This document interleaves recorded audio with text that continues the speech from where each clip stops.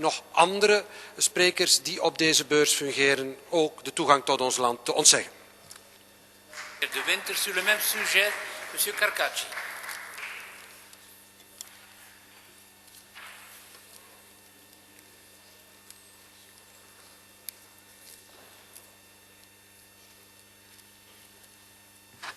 Monsieur le Président, Monsieur le Vice-Premier ministre, chers collègues, Monsieur le Vice-Premier ministre, nous constatons que votre réaction a fait suite à une lettre que vous avons adressée ainsi qu'à la prise de position de la Ligue belge contre l'antisémitisme.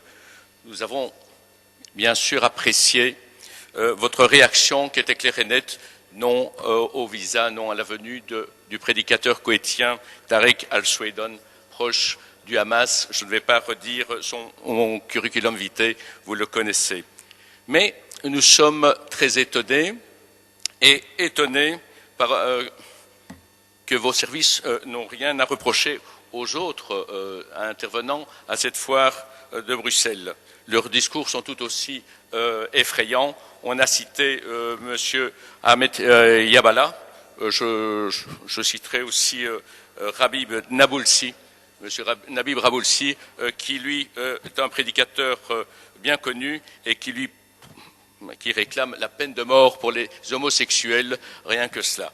Il y a aussi Tariq Ramadan, qui est aussi le théologien et le théoricien de l'État islamique, qui est membre des Frères musulmans et qui, lui, défend l'idée du cadre islamique d'origine divine pour organiser les États.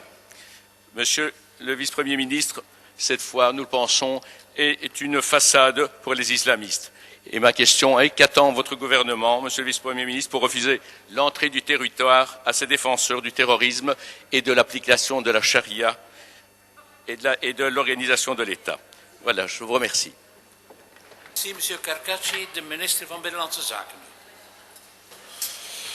Dank u wel, meneer de voorzitter, collega's.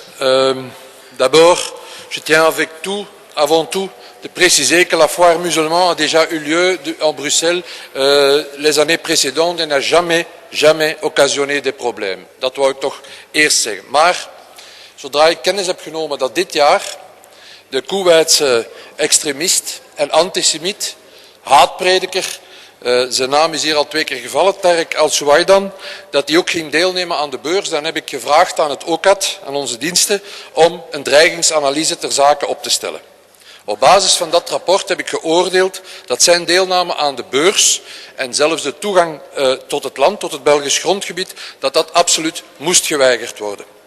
De betrokken diensten van mijn departement, van het ministerie van Justitie, ook van de eerste minister en van Buitenlandse Zaken en de lokale politie hier in Brussel, die hebben dan intensief overlegd en gepaste, concrete maatregelen uitgewerkt. Ik heb dan daarna de instructie gegeven om de heer Al-Souedan de toegang tot het Belgische grondgebied te weigeren en zijn reisvisum werd ook ingetrokken. J'insiste sur le fait que l'évaluation de la menace de l'OCAM n'envisage pas l'interdiction de cet événement en soi, mais elle estime que la présence de l'intéressé constitue un grand risque pour la sécurité. De diensten hebben ook de andere sprekers bekeken en daar was de dreiging veel minder dan bij de genoemde. Neemt niet weg dat wij natuurlijk overal waar evenementen in ons land plaatsvinden, dat mijn diensten daar alert voor zijn en de zaken verder zullen opvolgen en dat zal niet anders zijn dit weekend. Maar mijn uitgangspunt, collega's, is dat op het fundamentele recht van vrije meningsuiting, dat in alle omstandigheden dient gevrijwaard te worden.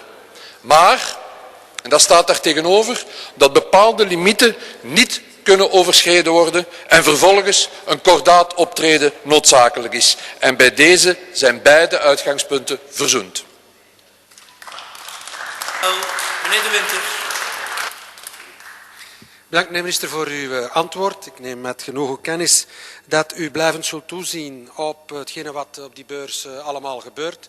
Maar laat ons niet te laks en te tolerant zijn. Laat de vrijheid van meningsuiting, en ik ben ter zake een ervaringsdeskundige, misschien een van de enigen in dit halfrond die daarvoor ooit werd veroordeeld, maar laat die vrijheid van mening, en ik heb dus recht van spreken, dacht ik, maar laat die vrijheid van meningsuiting toch niet een soort van schaamlapje zijn dat gebruikt en misbruikt kan worden door organisaties en personen die uiteindelijk die vrijheid van meningsuiting liefst zo rap mogelijk en zo snel mogelijk afgeschaft willen zien. De vrijheid van meningsuiting die eindigt op het moment dat men oproept tot het gebruik van geweld. En verschillende van de sprekers die dit weekend daar het woord zullen voeren, ze zijn misschien bij deze gewaarschuwd, zullen oproepen tot het gebruik van geweld. Ondersteunen organisaties zoals Hamas. Zijn van oordeel dat Israël best van de aardbodem verdwijnt. Zijn van mening dat homoseksuelen de doodstraf moeten krijgen, enzovoort, enzovoort. Laten we dus niet te lak zijn.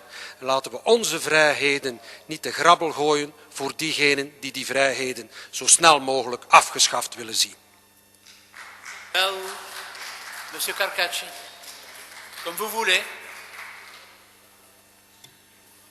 Monsieur le Président, Monsieur le Vice-Premier ministre, non, je vous demande aussi également d'être très vigilant. La liberté d'expression n'est pas aussi de mettre en danger nos valeurs et notre pays et notre sécurité. Dank ook de minister voor Binnenlandse Zaken. Aan de orde zijn een aantal vragen voor de minister van Buitenlandse Zaken. Ook belast met Birilis en de culturele instellingen.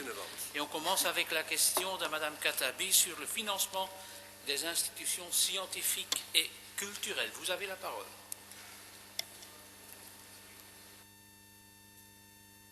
Je vous remercie, Monsieur le Président.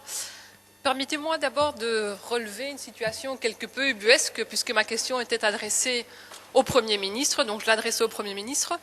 Mais c'est vrai, Monsieur Renders, que bon, je pense que c'est un secret pour personne, vous aviez des ambitions légitimes, mais je n'imaginais pas que Monsieur Charles Michel vous céderait la place aussi rapidement. Voilà.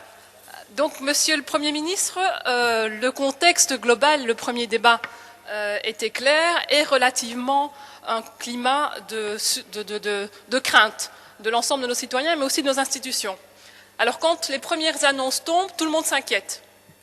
Et puis, M. Renders, vice-premier, fait cette annonce d'une exception culturelle. Alors, nous l'avons annoncé, nous souhaitons faire une opposition constructive, et donc, nous aurions souhaité vous entendre pour pouvoir, le cas échéant, vous applaudir. Mais, le lendemain, le vice-premier est rappelé à l'ordre par la secrétaire d'État, qui dit qu'en effet, je cite, M. Renders ne parle que pour lui-même. Alors vous comprenez que, outre les inquiétudes légitimes quant aux premières annonces, tout cet enfumage continue et contribue à faire qu'on se pose des questions. On se pose des questions aussi sur le fait que le Premier ministre ici ne vient pas répondre, et donc on s'inquiète sur ce qui se passe au sein de votre gouvernement.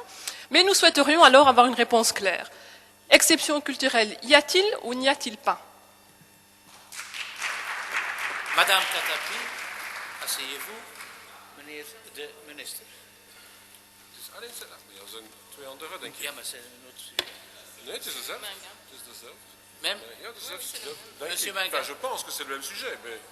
Je l'espère. Moi, je Monsieur préfère être Manga. applaudi 3 fois, hein, si vous voulez. Moi, je veux bien être applaudi séparément, c'est pas...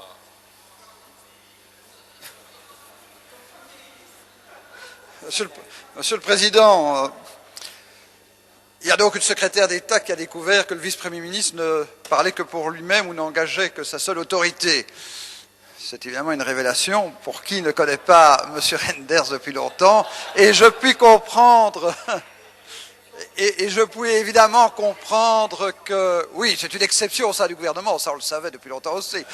Mais évidemment, pour M. Renders, qui a plaidé depuis si longtemps pour une entente avec la NVA, avoir quand même une déclaration de ce type de la part d'une partenaire et d'une certaine, et d'une certaine secrétaire d'État de surcroît à l'égard d'un vice-premier ministre, on va d'exception en exception, il faut bien le dire.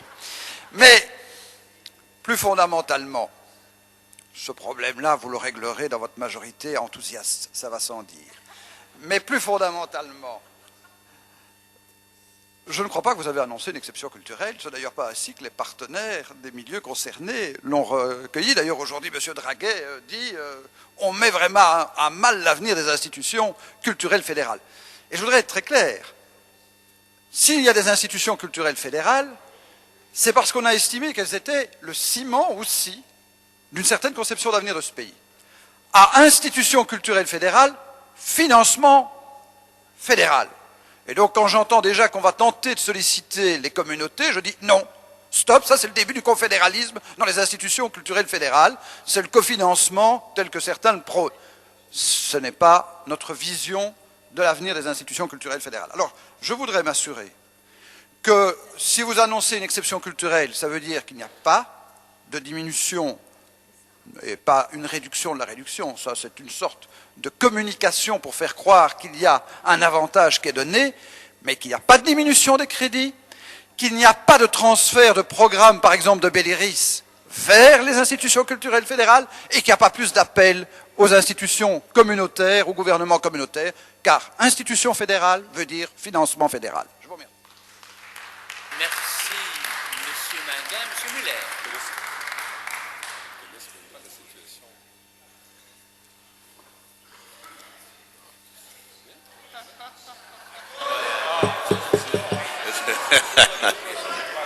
Oui, comme ça je vous vois.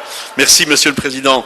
Monsieur le Ministre, chers collègues, même si nous savons que dans notre pays, la dynamique culturelle relève des communautés, nous connaissons tous aussi l'importance, bien entendu, des institutions culturelles fédérales. Importance à la fois culturelle, artistique, politique et peut-être même symbolique. Aussi, Monsieur le Ministre, je salue la façon dont vous avez abordé ce dossier extrêmement important.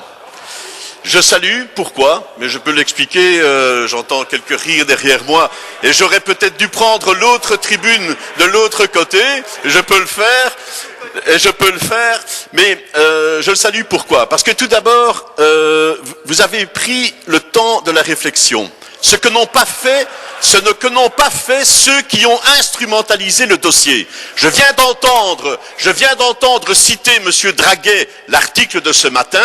Ce ne sont pas les institutions qui dépendent de M. le ministre, je le sais, mais que je sache, ce n'est pas ce gouvernement-ci, ce n'est pas la NVA, ce n'est pas les mecs, etc., qui ont fermé le musée d'art moderne à Bruxelles. C'est quand même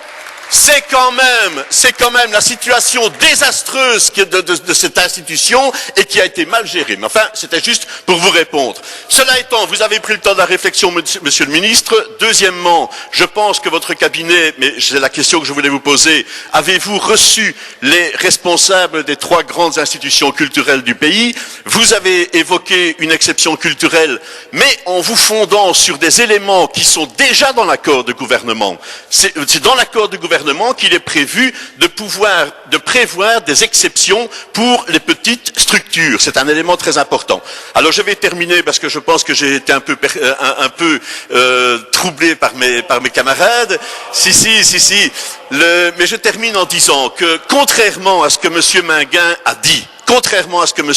dit, je trouve que dans les propos et dans la proposition que vous avez formulée, Monsieur le Ministre, il y a des éléments extrêmement intéressants. Et notamment, lorsque vous dites que la capitale de l'Union européenne, que l'importance culturelle de la capitale de l'Union européenne doit être davantage affirmée, je pense que vous avez entièrement raison, Monsieur le Ministre, et nous vous soutenons dans ce combat. Merci, Monsieur le Ministre. Merci, Monsieur le Président, chers collègues. D'abord, je veux vous rassurer. C'est vrai que je m'exprime en général en mon nom propre, c'est évident. Ici, je vais le faire aussi au nom du gouvernement et en vous disant qu'il n'y a pas de divergence d'interprétation. Ce qui fait d'ailleurs, Monsieur Calvo, was geen reden om een andere minister te hebben om zelf een eerste minister een antwoord te geven. Het was niet nodig. Bon, première chose, il y a une exception culturelle.